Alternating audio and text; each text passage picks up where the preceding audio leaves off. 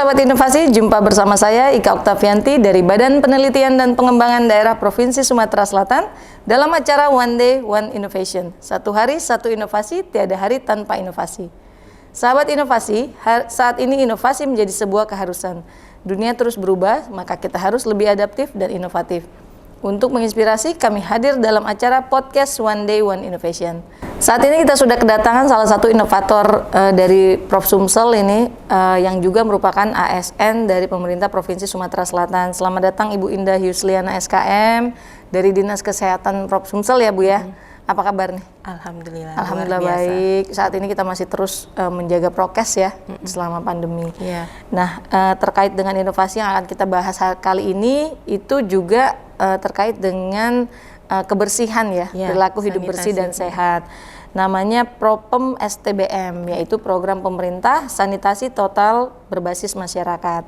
Nah kalau dari judulnya aja udah berbasis masyarakat, berarti mempunyai dampak yang sangat besar terhadap masyarakat ya Bu ya. Nah kita bisa jelaskan nggak Bu, kira-kira latar belakang apa nih yang mendasari adanya Propem STBM ini, silakan. STBM itu dimulai dari tahun 2004, kemudian ada kunjungan ke Bangladesh, itu sebuah pembelajaran.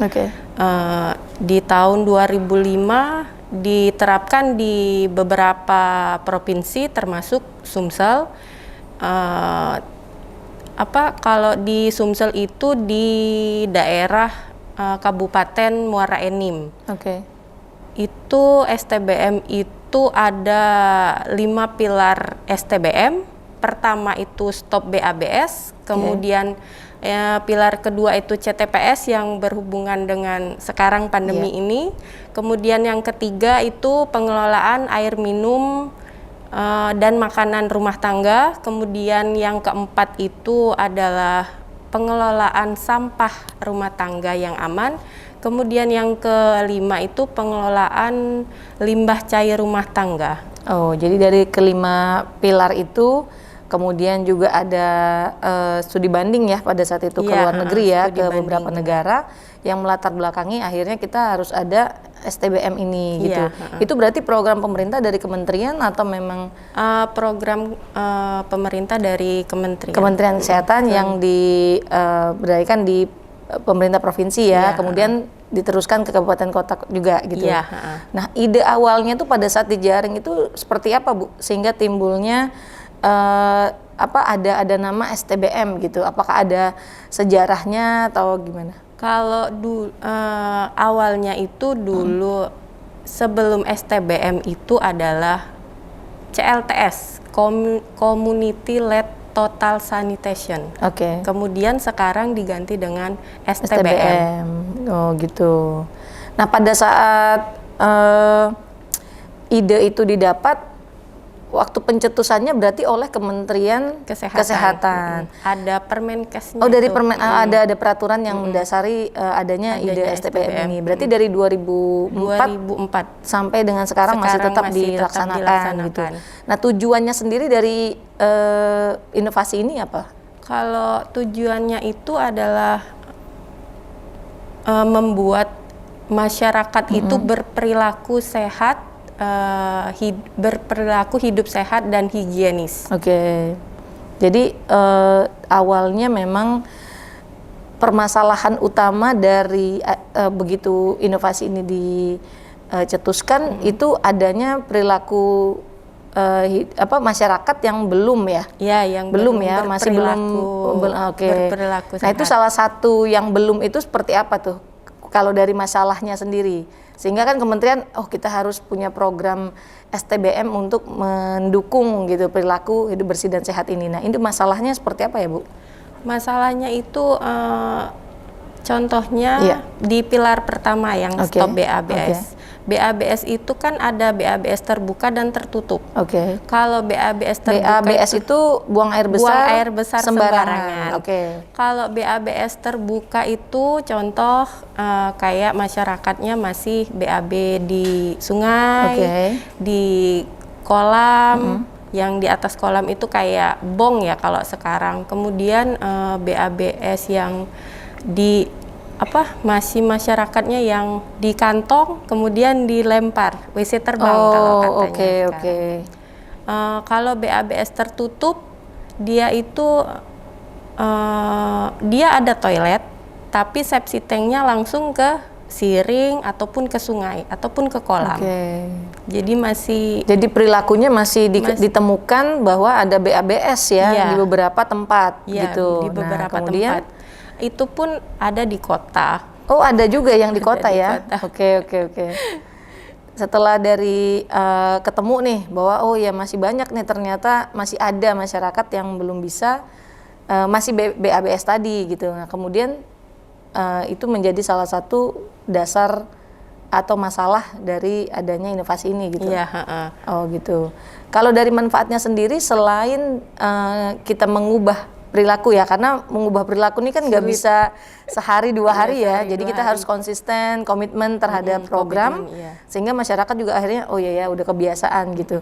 Nah ini manfaatnya sendiri selain memang mengubah perilaku hidup bersih dan sehat apa Bu? Manfaatnya itu agar masyarakat itu di sekitar lingkungannya itu menerapkan 5 pilar itu. 5 pilar tadi gitu. 5 pilar STBM. Tetapi dari programnya sendiri, apakah memang ada bantuan support kepada untuk mendukung perubahan perilaku itu atau memang kita kasih training atau pelatihan atau sosialisasi gitu? Kalau STBM itu prinsip dasarnya itu tanpa subsidi. Oh gitu. Prinsip dasarnya itu tanpa subsidi, karena merubah perilaku itu kan dari diri sendiri, bukan atas bantuan. Tapi kalau sekarang itu ada strategi STBM itu ada 3 strategi, yaitu enabling, environment, kemudian supply sama demand. Di situ ada bantuan dari seperti Basnas yang TNI, kemudian yang ada jamban 1.000 jamban, bantuan 1.000 jamban.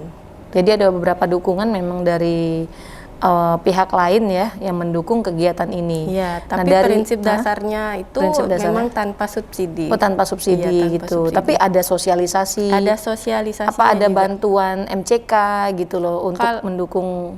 Kalau bantuan MCK memang tidak ada. Jadi memang kita sosialisasi aja untuk mengubah perilaku masyarakatnya gitu. Nah, setelah inovasi ini dari 2004 berarti ya sampai dengan sekarang, malah dengar-dengar memang ada program STBM Award ya, yang menunjukkan komitmen pemerintah dalam mendukung program STBM ini gitu. Nah, ini ada nggak dampak yang memang signifikan, yang memang sudah dicari datanya gitu, bahwa oh ya masyarakat di desa ini setelah adanya program ini kita masuk bantu dan lain sebagainya, itu berubah perilakunya gitu. Jadi nggak ada lagi nih BABS gitu, terus CTPS-nya udah terlaksana gitu. STBM Award itu sendiri kan ada kebetulan nih di Sumsel ada 3 kabupaten yang ikut STBM Award. Sebelumnya itu Kabupaten Pali, Penukal Abab itu. Kemudian diikuti sekarang itu adalah Prabu Mulih dan Lubuk Linggau. Oh, sekarang ya yang diikutsertakan. Yang diutamakan itu stop BABS kabupaten ataupun kota. Jadi seluruh kabupaten itu sudah menerapkan pilar pertama. Pilar pertama itu. Nah, jadi memang ada beberapa indikator yang dibuat oleh kementerian untuk menunjang bahwa oh ini udah sesuai standar gitu ya.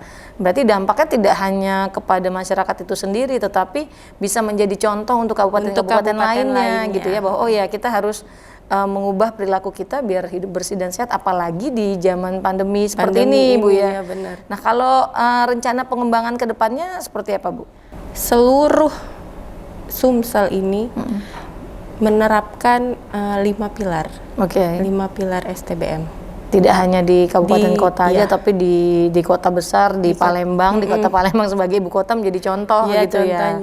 Nah, ada saran nggak atau kesan dan pesan untuk sahabat inovasi di rumah terhadap adanya inovasi ini? Silakan. Sarannya untuk masyarakat di seluruh Sumsel agar menerapkan 5 pilar STBM dan menjalankan prinsip-prinsip STBM itu tadi. Oke.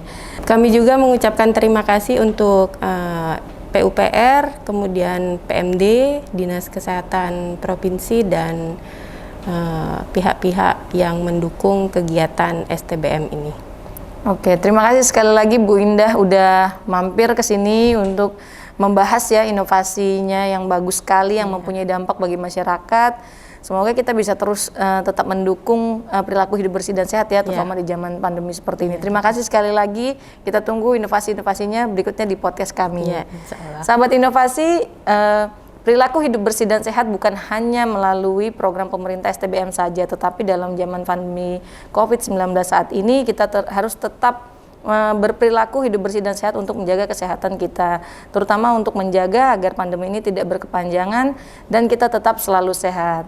Tetap ingat kita punya jurus 4S, yaitu setiap orang adalah inovator, setiap masalah bisa menjadi peluang inovasi, setiap solusi harus sinergi, dan setiap inovasi harus konkret hasilnya. Berjumpa lagi dengan kami di podcast One Day One Innovation selanjutnya. Salam inovasi.